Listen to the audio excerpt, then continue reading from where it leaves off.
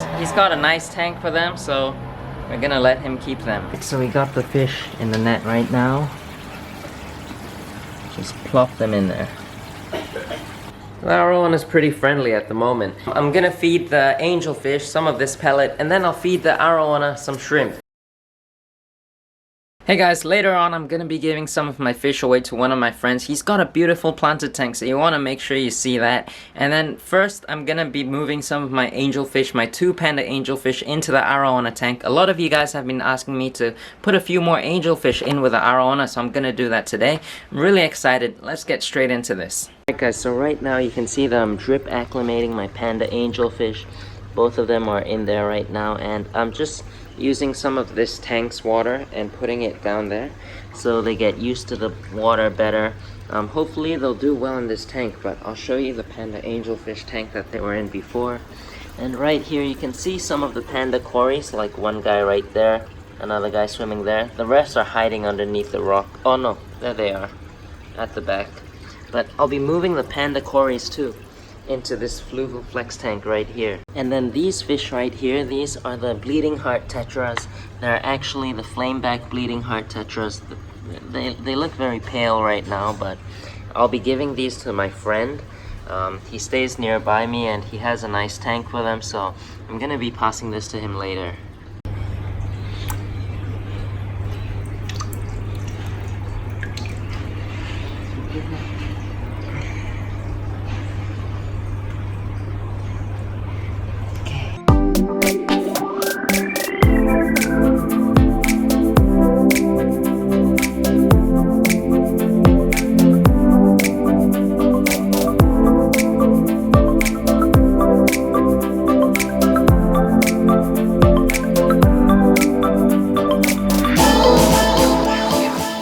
Guys, we are here at Brian's house. This guy is Brian right there, and he's gonna be taking some of my fish, the bleeding heart tetras, the flameback bleeding hearts actually, because he's got a nice tank for them, so we're gonna let him keep them. Alright, so we got the fish in the net right now.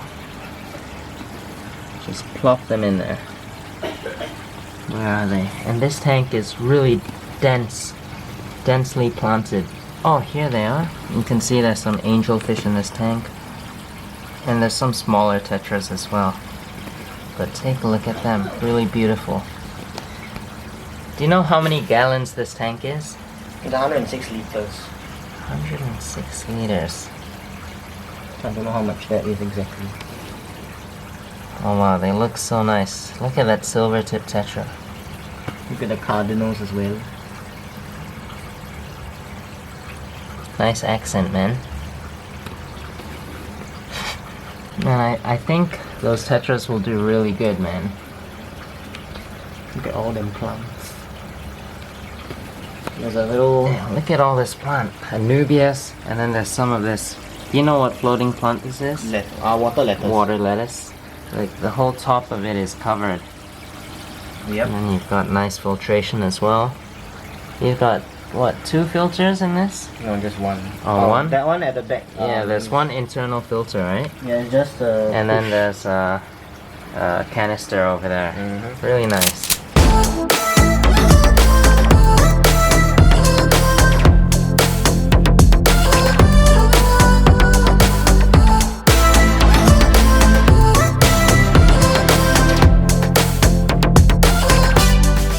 Alright guys, so I just got back from Brian's place and I'm checking on the angelfish right now and they're looking really good. Not the best because they are getting picked on by the larger angelfish, but I'll give you a closer look right now.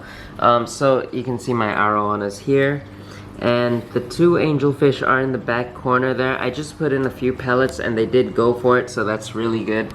But this guy, you can see this one's beautiful as well, but this guy, he's the biggest angelfish in this tank and he'll pick on these 2 angelfish, but then the AROWANA will pick on him back, so that's kind of funny. Like, this guy will bully that guy and then the AROWANA will be like, hey, stop messing with those angelfish. The AROWANA is pretty friendly at the moment, but we'll see what happens to him when he gets older. When he gets bigger, he might start attacking them more, but I'm not too sure yet. But yeah, this guy's kind of a bully, so I'm gonna keep monitoring them, but the angelfish are doing fine. And if you guys are wondering about the pleco likes to stay in this corner right here. I'll give you a closer look. It's kind of hard to get a good shot of him, but you can see he's in that corner and he likes this spot. He stays here throughout most of the day and he'll come out at night when I put the pellets in. So yeah, he usually only comes out at night.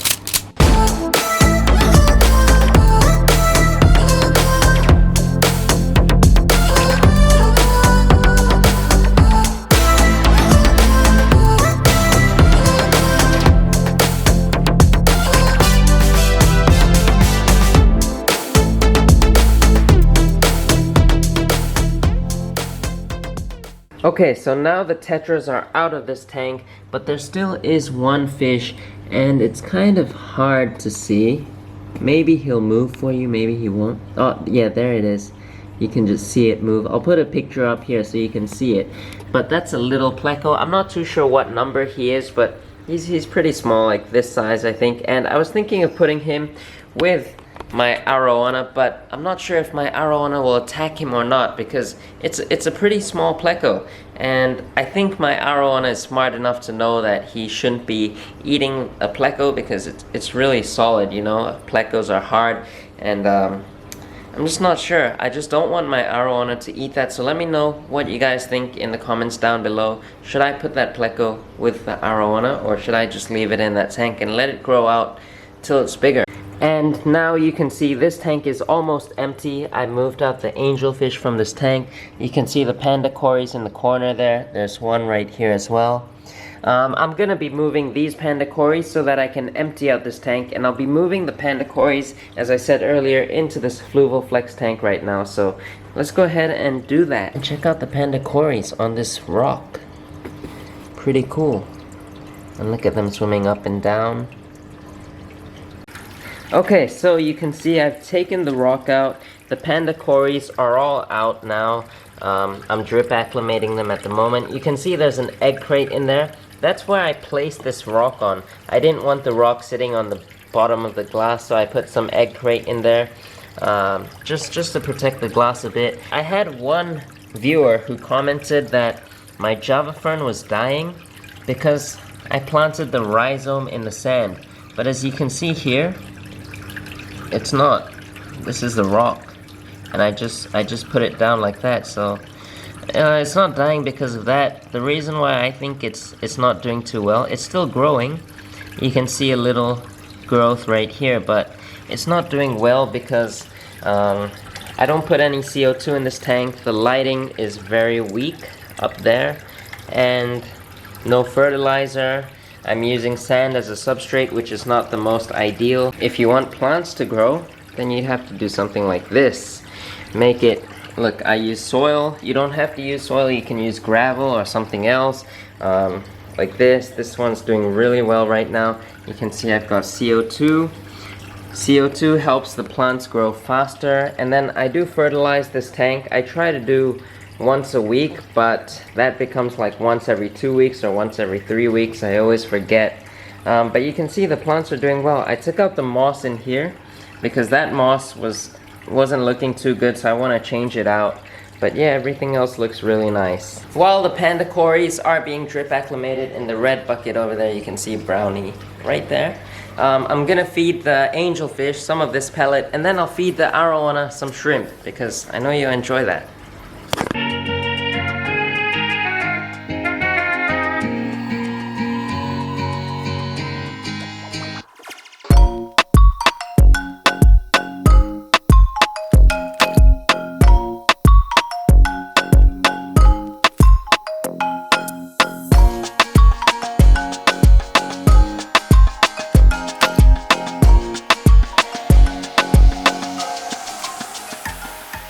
So I just put the cories in and they kind of look stressed out, so I'm just gonna leave them alone. I've got to clean the glass. You can see how dirty it is at the bottom area. So I'll do that later once the cories are more settled in.